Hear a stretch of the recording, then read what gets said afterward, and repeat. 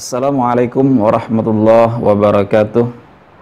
Hamdan wa syukran lillah, wassalatu wassalamu ala rasulillah Sayyidina wa maulana Muhammad ibn Abdullah wa ala alihi wa ashabihi wa mawala, amma ba'd.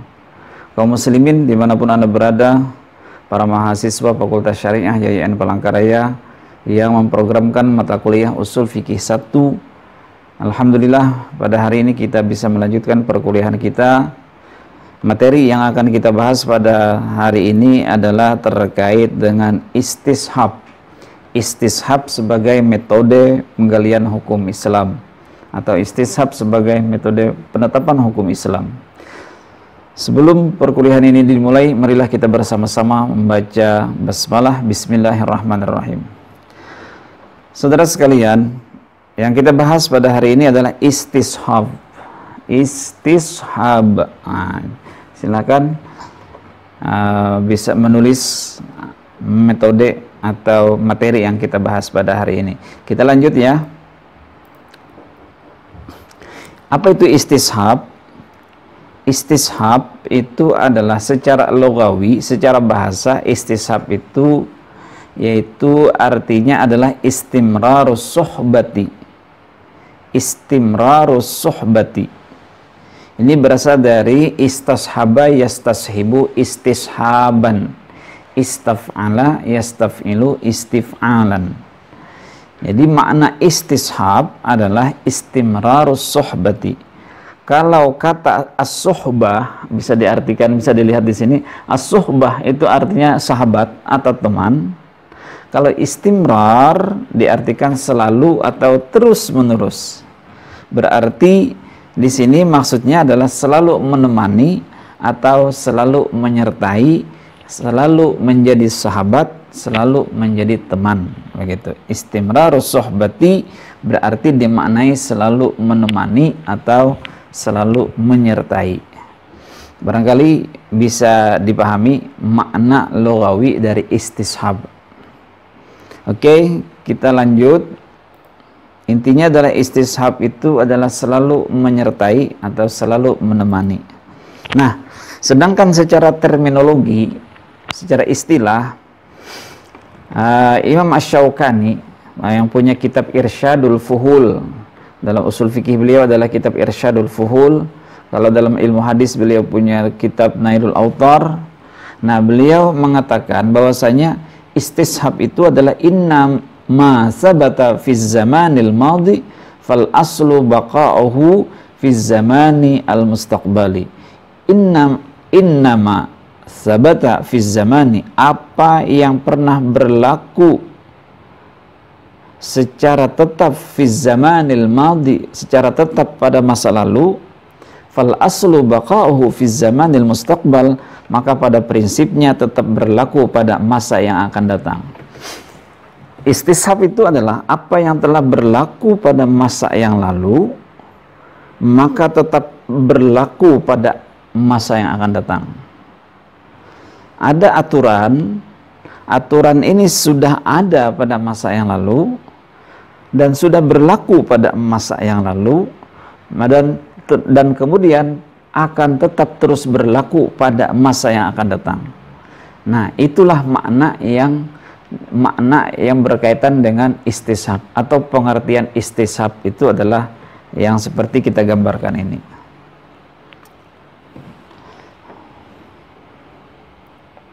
Oke ya, barangkali bisa diserap, bisa dipahami.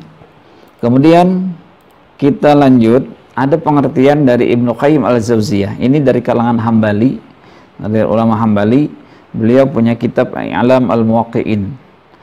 Beliau menyatakan istishab itu adalah istikhdamatu isbati maka nasabitan wa nafyu maka manfiyan. Nah, ini kalau tadi Imam Asy-Syaukani mengatakan hukum yang telah berlaku, apa-apa yang telah berlaku pada masa lampau akan terus berlaku pada masa akan datang. Nah, adapun Ibnu Qayyim al-Jauziyah mengatakan bahwasanya menetapkan hukum yang sudah ada, kayak gitulah bisa kita pahami. Istikhdam atau isbati makana sabitan, mengukuhkan atau menetapkan apa yang pernah ditetapkan, berarti mirip sama seperti Imam Asy-Syaukani tadi, menetapkan apa yang pernah ditetapkan, wa nafyu makana manfiyan, dan meniadakan apa yang sebelumnya tidak ada. Jadi kalau memang ada dari dulu, ditetapkan dan terus berlaku sampai seterusnya, sampai masa akan datang. Tapi kalau tidak ada pada masa yang lalu, maka terus tidak ada sampai masa yang akan datang juga tidak ada. Begitu. Jadi ada yang isbat, ada nafyu. Ada yang menyatakan ada nafyu menyatakan tidak ada. Kalau ada pada masa lalu terus berlaku sampai yang akan datang. Kalau tidak ada pada masa yang lalu terus berlaku sampai akan datang. Kira-kira bisa dipahami ya makna dari istishab ini. Mudah-mudahan bisa dipahami. Nanti kita contohkan. Kita lanjut. Nah, kalau seperti itu kita teringat dengan aturan yang ada dalam undang-undang. Setiap undang-undang itu ada namanya aturan. Yang kita lihat di situ adalah aturan peralihan. Aturan peralihan. Bunyi aturan peralihan itu biasanya berbunyi begini. Peraturan ini akan tetap berlaku sampai ada peraturan lain yang merubahnya. Nah, aturan ini tetap berlaku sampai ada aturan lain yang merubahnya. Aturan peralihan ini sepertinya mirip dengan istishab ini, sepertinya mirip dengan aturan peralihan. Begitulah kita bahasakan. Atau memang bisa jadi aturan peralihan ini terinspirasi dari teori istishab, dari metode istishab. Kenapa disebut bahwa aturan peralihan terinspirasi dari istishab? Karena tentunya istishab ini kan sudah lama lahirnya, sementara aturan peralihan kan ada di Indonesia semenjak ada Indonesia. Nah, oleh karena itu bisa jadi aturan peralihan ini terinspirasi dari teori istishab. Berarti sumbangan dari usul fikih ini dalam menetapkan hukum Islam begitu besar, karena tidak hanya menginspirasi dalam hukum Islam tetapi menginspirasi juga dalam aturan-aturan positif lainnya. Kira-kira begitu ya. Kita lanjut. Nah, contoh untuk menetapkan tadi. Hukum yang telah ada tetap berlaku sampai akan datang, gitu. Nah, artinya gini. Jika sewaktu subuh tadi, misalnya waktu salat subuh, seseorang ini berwudu. Nah, maka wudunya itu masih diperhitungkan ada. Artinya dia masih dianggap sebagai berwudu sampai dia melaksanakan sholat duha misalnya. Artinya dia waktu sholat subuh dia sudah berwudu, seseorang ini berwudu, maka wudunya ini masih diperhitungkan, masih dianggap dia berwudu sampai dia melaksanakan sholat duha sekalipun dia tidak perlu berwudu lagi karena dia sudah berwudu. Artinya hukum yang sudah ada, dia sudah berwudu sebelum duha tadi, yaitu waktu subuh, terus berlaku sampai masa akan datang, yaitu sampai dia melaksanakan sholat duha, misalnya kayak gitu.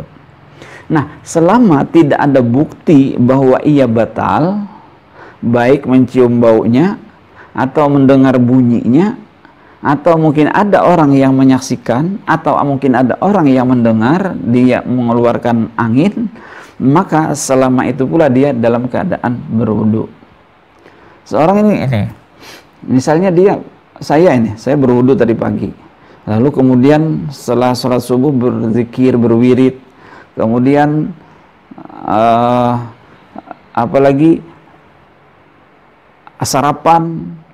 Nah, pas waktu mau habis jam 7, sekitar jam 7 pagi atau lewat, saya pengen mau melaksanakan sholat duha. Lalu saya bertanya-tanya di hati saya, ini batal apa enggak ya? Batal apa enggak? Nah, kayaknya enggak ada yang membatalkan saya. Saya tidak merasa kentut, saya tidak merasa mengeluarkan angin dan segalanya.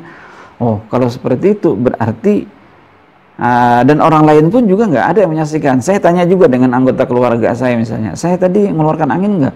Kayaknya enggak ada, Pak, misalnya seperti itu. Kayaknya enggak ada.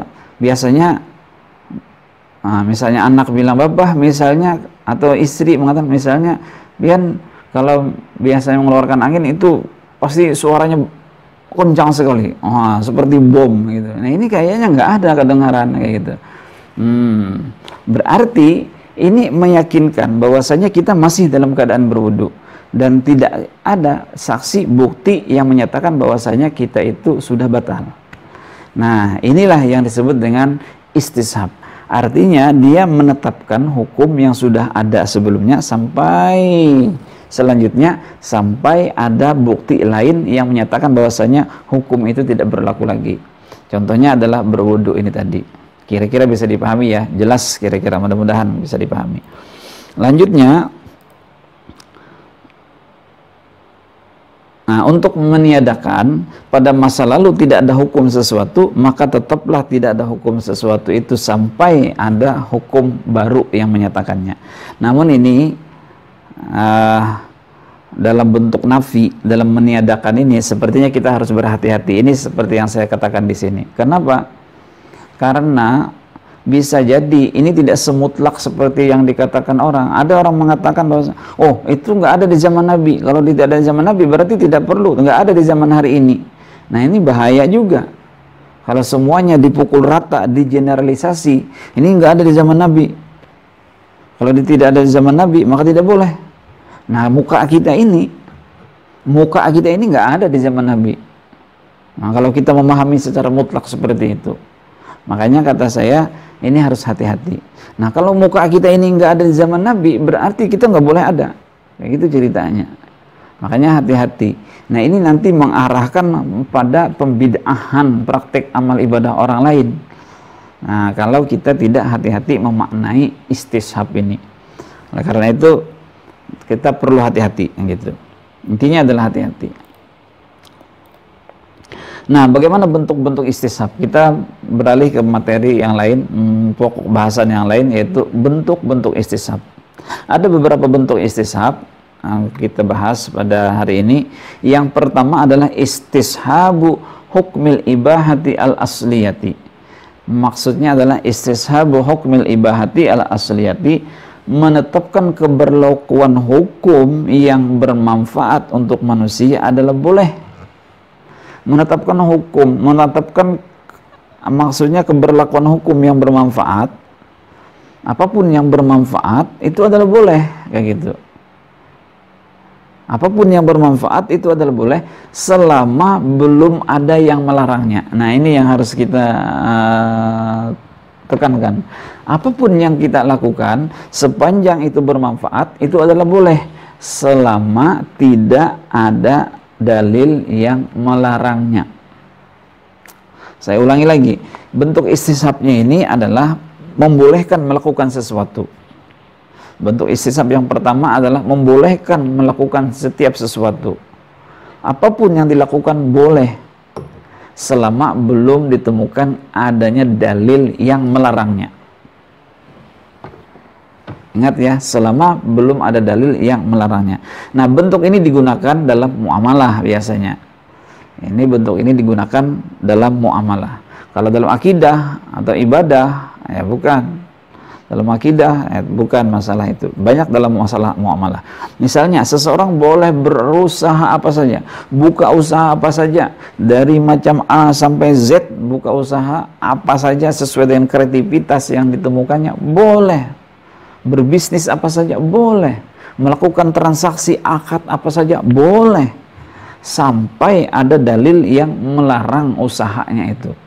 Nah kalau misalnya ada dalil yang melarang usahanya, misalnya ada istilah maghadir.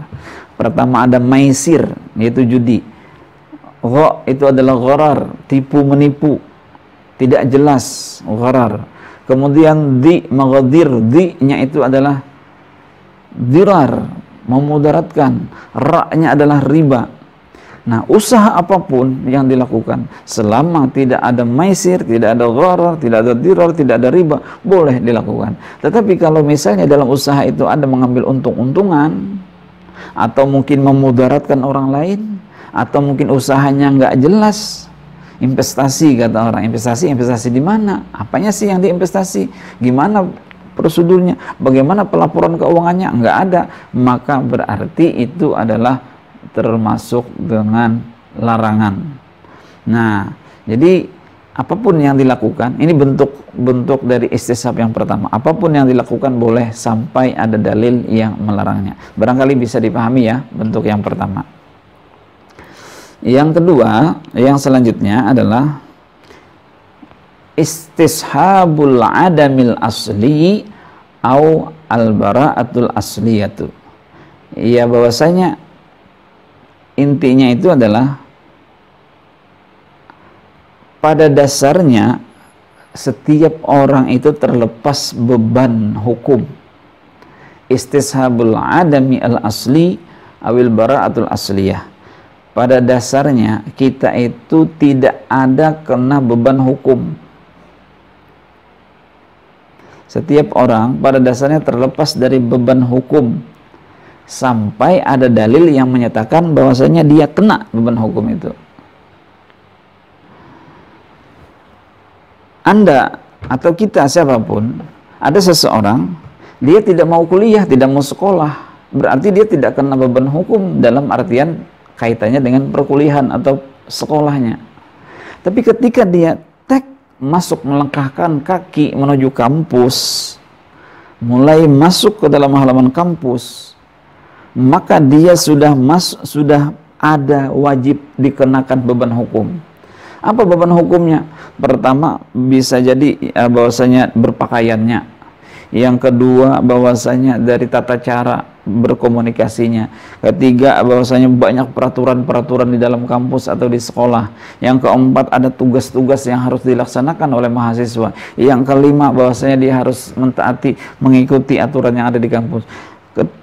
Ketika dia belum menjadi mahasiswa atau belum sekolah, dia terlepas dari beban hukum itu.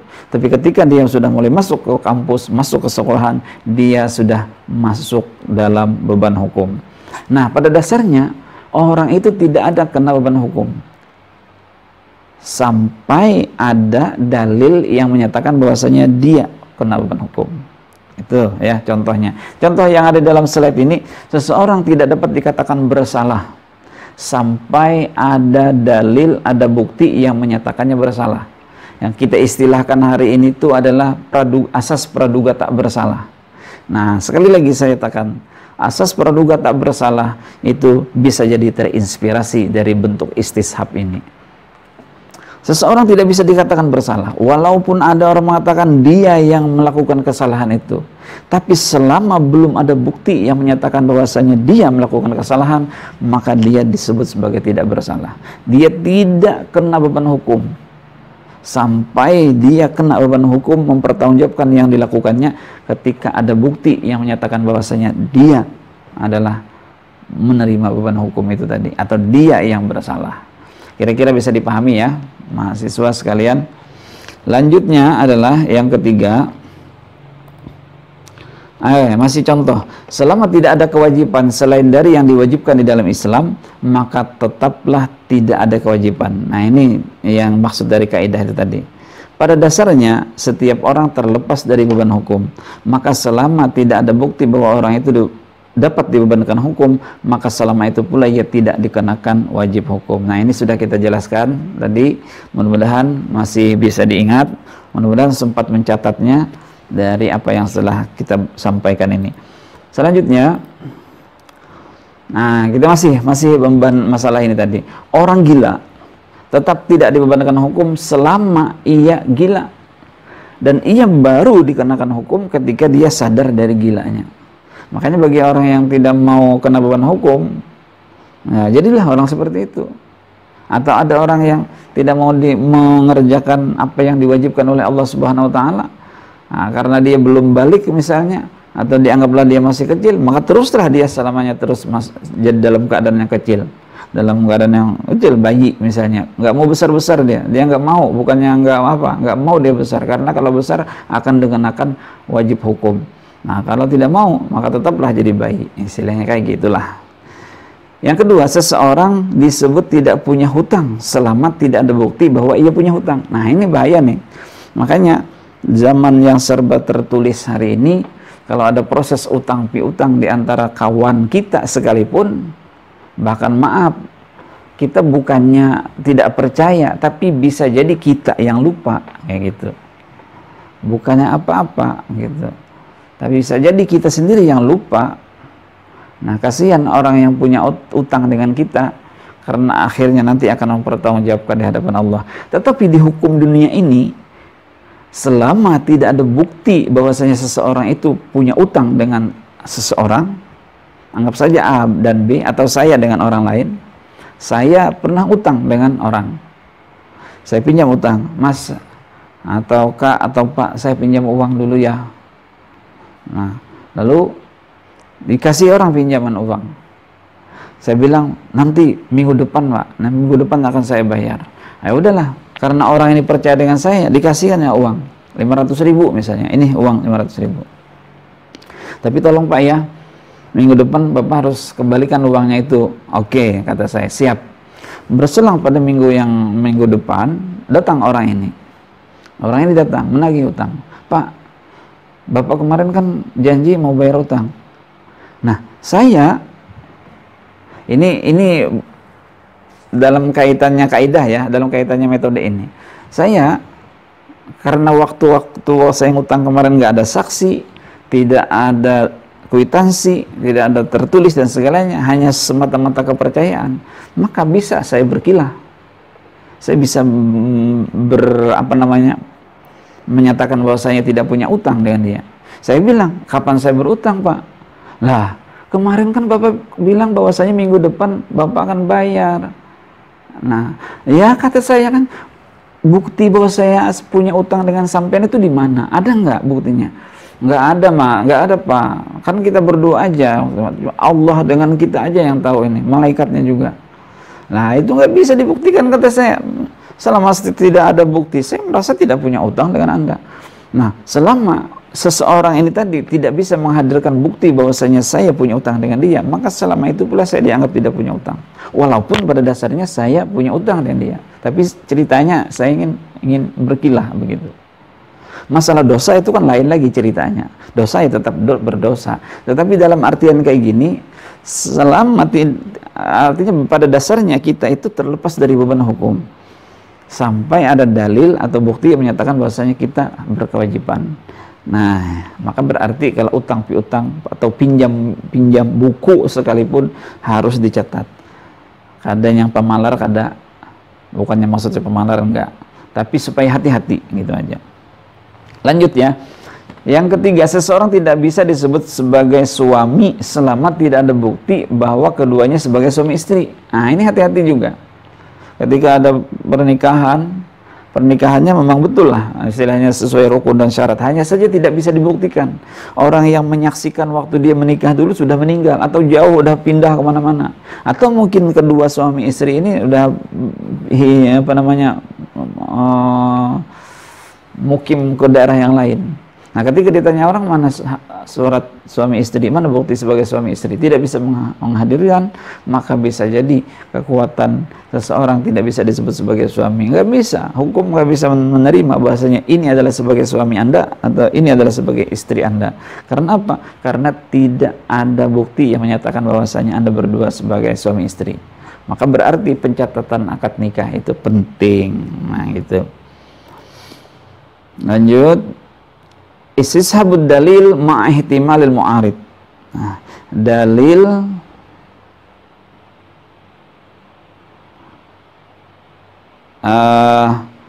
menetapkan pemberlakuan hukum umum sampai datangnya dalil-dalil khusus. Nah, ini sudah kita bahas. Oh, ini bentuk yang ketiga. Nah, selanjutnya kita bentuk ketiga. Istishabu ma dalla syar'u awil aqlu ala subutihi wa dawamuhu. Menetapkan pemberlakuan hukum apa yang ditunjuk oleh syara atau akal tetap dan berlakunya. Maksudnya gini, apa-apa yang telah ditetapkan oleh syara, istishabu ma dalla syar'u, apa saja yang telah ditetapkan syara, ditetapkan hukum, maka tetap berlaku sampai ada dalil syara lain yang merubahnya. Nah, ini coba lihat ke bagian contohnya dulu. Apa yang ditetapkan oleh syara tetaplah berlaku sampai ada dalil syara yang merubahnya.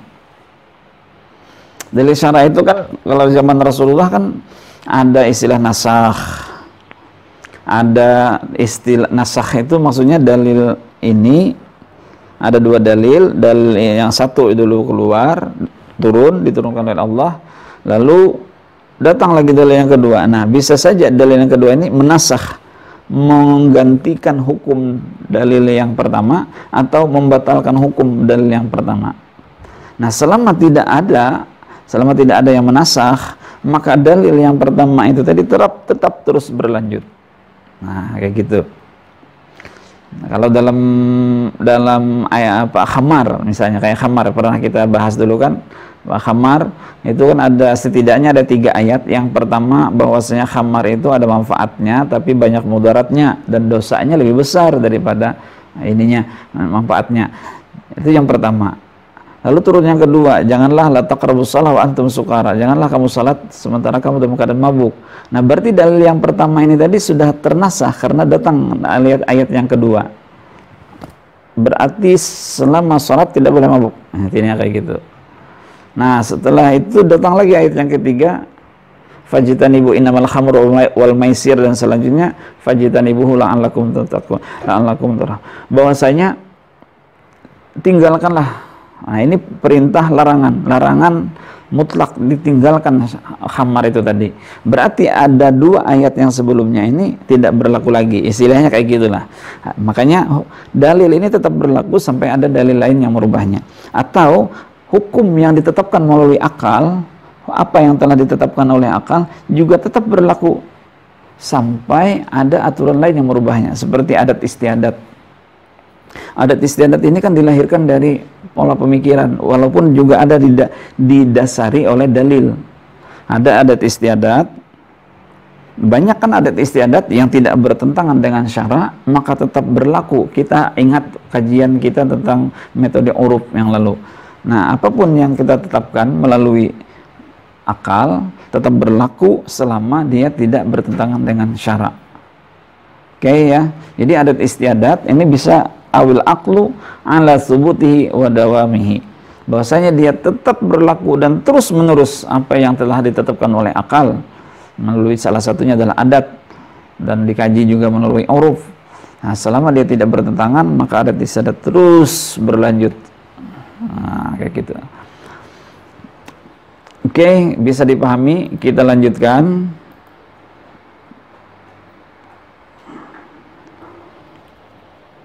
Nah, ini hanya menjelaskan kaidah yang selanjutnya, ini hanya menjelaskan yang tadi istishabu madalla syar'u.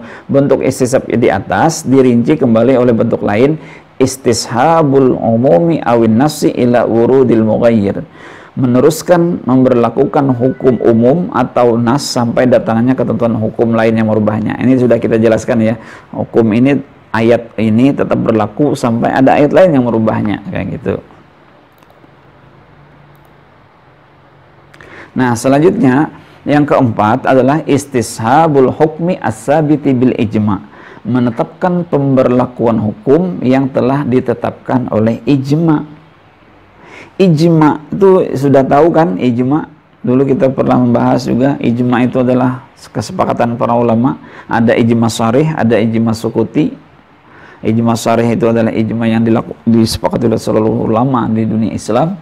Ijma sukuti itu hanya sebagian saja sependapat, sebagian lain yang mungkin tidak berpendapat atau tidak sependapat, maka itu disebutnya ijma sukuti. Nah, hasil ijma menetapkan pemberlakuan hukum yang telah ditetapkan ijma. Misalnya awal Ramadan, nah, misalnya itu adalah kesepakatan ulama, walaupun hanya di Indonesia, itu masuk disebut sebagai ijma sukuti. Maka tetap berlaku kesepakatan itu menyatakan bahwasanya besok misalnya Ramadan atau kapan misalnya awal Ramadan, tetap berlaku sampai ada yang menyatakan bahwasanya oh itu keliru misalnya. Oleh ijma ulama itu keliru misalnya, seperti itu. Atau menetapkan 1 Syawal atau menetapkan apapun hukum-hukum yang lain seperti itu. Nah, ijma ulama. Hasil ijma ulama ini tetap berlaku sampai ada ijma ulama lain yang merubahnya, gitu. Kira-kira bisa dipahami ya. Lanjut, kaidah-kaidah istishab. Nah, ini kita bicara tentang kaidah-kaidah istishab. Yang pertama, Ini wajib hafal loh orang-orang syariah, mahasiswa kita. Al aslu fil asya'i al ibahatu hatta yadullad dalil ala tahrim. Ini sama seperti bentuk kaidah yang pertama tadi yang kita bahas. Segala sesuatu itu boleh sampai ada dalil yang merubahnya. Nah ini al aslu fil asya'i al ibahatu hatta yadullad dalil ala tahrim. Asal hukum segala sesuatu itu boleh sampai ada dalil yang mengharamkannya. Tadi kita mencontohkan bisnis, akad apa saja boleh, transaksi apa saja boleh sampai ada dalil yang merubahnya. Oke ya, silakan dicatat. Al aslu fil asya'i al ibahatu hatta yadullad dalil ala tahrim. Asal hukum segala sesuatu itu boleh sampai ada dalil yang mengharamkannya. Jadi jangan gampang-gampang lah, jangan cepat-cepat mengharamkan orang kayak gitu loh. Bisa aja boleh, boleh sampai ada dalil. Mana dalilnya yang mengharamkan? Kayak gitu. Oke, itu yang pertama, tolong diingat. Yang kedua, al aslu fi dhimmati al bara'atu minat takalif wal huquqi. Nah, bentuk kaidah, bentuk istishab yang tadi itu kan bahwasanya manusia itu terlepas dari beban hukum. Nah, ini kaidahnya. Al aslu fi dhimmati al bara'atu minat takalif wal huquq. Pada dasarnya setiap orang terlepas dari beban hukum dan tanggung jawab. Pada dasarnya setiap orang itu terlepas dari beban hukum dan tanggung jawab. Oke. Kita lanjut. Nah, mudah-mudahan sempat menulis, mencatatnya. Al aslu fi dhimmati al bara'atu minal huquq wa minal takalif wal huquq. Al aslu fi dhimmati al bara'atu minat takalif wal huquq. Pada dasarnya setiap orang terlepas dari beban hukum dan tanggung jawab sampai ada hukum yang mengaturnya. Nah, selama tidak ada hukum yang mengaturnya berarti terlepas dari itu tadi. Kita tadi mencontohkan tentang asas praduga tak bersalah, orang pinjam uang, kemudian pernikahan yang tidak tercatat dan segalanya tadi ya. Itu sudah kita bahas. Selanjutnya al aslu baqa'u makana ala makana hatta yasbuta ma yughayyiruhu. Nah, ini yang kayak bentuk istisab yang ketiga. Bentuk istisab yang ketiga bahwasanya apa yang telah berlaku, apa yang telah ditetapkan sebelumnya terus menerus berlaku sampai masa akan datang, sampai hatta yasbuta ma yughayyiruhu, sampai ada hukum yang merubahnya. Sampai ada hukum yang merubahnya. Transaksi kita akan tetap terus berjalan. Bisnis kerjasama di antara kita misalnya, atau di antara pebisnis akan tetap terus berjalan sampai ada hukum yang lain yang menyatakan bahwasanya transaksi atau akad atau kerjasama di antara mereka sudah habis masa waktunya. Nah, kayak gitu cerita. Habis masa waktunya berarti masa kerjasamanya sudah habis. Berarti kalau ingin melakukan kerjasama lagi, adakan kerjasama yang baru dengan perjanjian-perjanjian yang baru juga. Nah, jadi berbatas. Al aslu baqa'u makana ala makana hatta yasbuta ma yughayyiruhu. Nah, ini harus juga hafal kita. Kita lanjut lagi kaidah yang keempat, kaidah berikutnya, al yaqinu la yuzalu bisyakki. Al yaqinu la yuzalu bisyakki. Keyakinan itu tidak bisa dihilangkan dengan keraguan. Al yaqinu la yuzalu bisyakki. Keyakinan itu tidak bisa hilang dengan keraguan. Ini maksudnya keyakinan yang dimaksudkan di sini bukan kaitannya dengan keyakinan akidah, bukan. Tapi keyakinan sesuatu, maksudnya kita yakini kita melakukan sesuatu. Coba kita lihat contoh. Kita misalnya sholat, lalu kita ragu-ragu nih. Saya ini udah 3 rakaat atau 4 rakaat. Nah kan ragu-ragu nih. 3, 4, 3, 4, 3, 4. Mau dibilang 4, jangan-jangan 3. Mau dibilang 3, jangan-jangan udah 4. Waduh, kelebihan nanti sholatnya jadi 5 rakaat dong misalnya.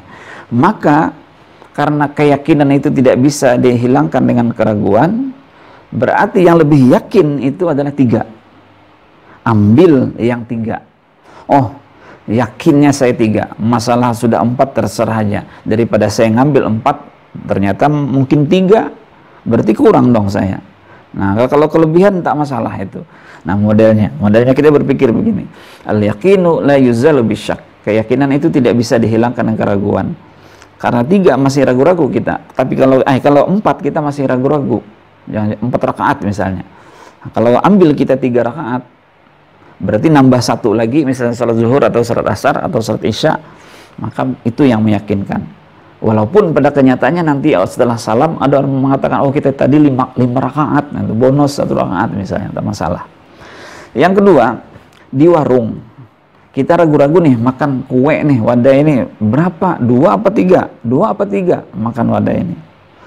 Maka berbalik dengan sholat tadi, yang meyakinkan adalah 4. Yang meyakinkan adalah 3. Kenapa kita ambil yang 3? Karena itu terkait dengan hak orang lain. Kalau kita ngambil 2, berarti kita termakan hak orang lain. Berarti kita satunya nggak bayar. Masuk ke dalam sesuatu perut kita, sesuatu yang tidak halal. Maka walaupun mungkin kita makan kue tadi 2, tapi kita bayar 3, tak masalah bagi kita. Kita tidak makan hak orang lain. Tapi kalau sholat, kita harus ambil sedikit, karena itu adalah tanggung jawab kita, kewajiban kita kepada Allah. Kalau kita mengambil yang banyak, 4 rakaat, kata kita, nah siapa tahu 3 rakaat aja sholatnya, berarti kita masih terutang dengan kewajiban kita. Nah inilah, itu yang disebut dengan kaidah istishab. Al-yakin la yuzalu bisyak. Ragu-ragu juga nih, apakah batal atau tidak. Tapi yang meyakinkan adalah ia sudah berwudu. Dari zuhur tadi misalnya, berwudu, sholat, berwudu, kemudian selang berapa waktu kita merasa nggak ada kewisi, nggak ada kentut, nggak ada dan segalanya. Tapi pas menjelang asar kita ragu nih, apa saya berwudu apa masih sudah batal apa enggak ya? Sudah batal apa enggak ya? Tapi saya yakin tadi saya sudah berwudu, maka keyakinan itu yang diambil. Apalagi misalnya airnya sedikit, nggak ada air lagi misalnya, wah udah ambil. Yang jelas yang meyakinkan bahwasanya dia sudah berwudu. Tapi masalah batal apa enggak itu ragu-ragu. Nah, yang selanjutnya ragu-ragu apakah sudah bayar utang atau belum. Nah, ini bahaya juga nih kalau seperti ini. Maka ambil belum bayar. Karena apa? Karena yang lebih meyakinkan itu adalah belum bayar. Sudah aku bayar, sudah, tapi buktinya nggak ada. Kita ragu-ragu, pokoknya aku sumpah sudah bayar bojurnya. Kamu nggak ada ingat aku sudah bayar nih, kata yang mengutangkan itu. Saya merasa nggak ada mas, buktinya nggak ada. Biasanya kita kan kalau sampean bayar kan ada kwitansinya, ini kan nggak ada. Mana ada? Karena tidak ada bukti, maka berarti ambillah dia belum bayar. Makanya sesuatu itu harus ditulis. Yang ketiga, sewaktu sahur seseorang tidak tahu apakah sudah terbit fajar apa belum. Soalnya jam nggak ada, ceritanya kan zaman dulu lah, kayak kira-kira kayak gini nih. Di tengah hutan, mana gelap lagi, jam nggak ada, ini ya subuh apa-apa. Biasanya kalau ada ayam bunyi kan misalnya. Tapi sekarang siang pun ayam juga bunyi. Apalagi nih kondisinya di tengah-tengah hutan, jam nggak ada. Karena di tengah hutan gelap lagi. Nggak tahu nih, ya udah makan aja, makan. Nah, ternyata sebenarnya pada dasarnya sebenarnya udah habis, sudah masuk fajar sudah. Tapi karena tidak tahu, maka tetaplah dia dalam suasana, karena suasana gelap, tetaplah dia bersahur dan tetap puasanya insya Allah sah. Nah, pandangan ulama, sebenarnya pandangan ulama mayoritas ulama menyatakan, dari ulama Malikiyah, ulama Syafi'iyah, ulama Hanbaliyah menyatakan bahwasanya istishab dapat dijadikan sebagai hujjah mutlak untuk menetapkan hukum yang sudah ada. Ini hukum yang sudah ada ya. Jadi bukan menetapkan hukum yang belum ada, karena ini ada hukum. Kalau sudah ada hukum berarti tetap berlakulah hukum ini sampai akan datang. Secara logisnya dikatakan di sini, secara logika, hukum yang sudah ada itu seyogyanya semestinya berlaku terus sampai ada yang merubahnya. Seperti syariat Rasulullah. Syariat Rasulullah tetap berlaku terus sampai selama-lamanya, kecuali ada aturan yang menyatakan bahwasanya syariat Rasulullah tidak berlaku lagi, dan itu tidak mungkin karena khatimun nabiyyin, Nabi Muhammad adalah penutup para nabi. Demikian barangkali saudara-saudara, perkuliahan kita intinya adalah istishab itu adalah memberlakukan hukum yang sudah ada dan tetap terus berlaku hukum itu sampai ada hukum lain yang merubahnya. Intinya kayak gitu dah. Ya, maksud dengan dari materi istishab ini. Hukum yang sudah ada tetap berlaku sampai ada hukum lain yang merubahnya. Nah, jadi ini bukan menetapkan hukum dari yang belum ada, tetapi sudah ada hukumnya, lalu kita tinggal melanjutkan bahwasanya ini akan tetap berlaku. Gitu. Nah, bagi yang tidak ada hukum, maka tetaplah berlaku tidak ada hukum sampai ada hukum lain yang menyatakannya ada. Tapi ini harus hati-hati kata saya. Barangkali demikian saudara-saudara. Mudah-mudahan ada manfaatnya dari materi yang kita sampaikan ini. Terima kasih atas perhatian. Marilah kita bersama-sama baca hamdalah. Alhamdulillahirabbil alamin. Assalamualaikum warahmatullahi wabarakatuh.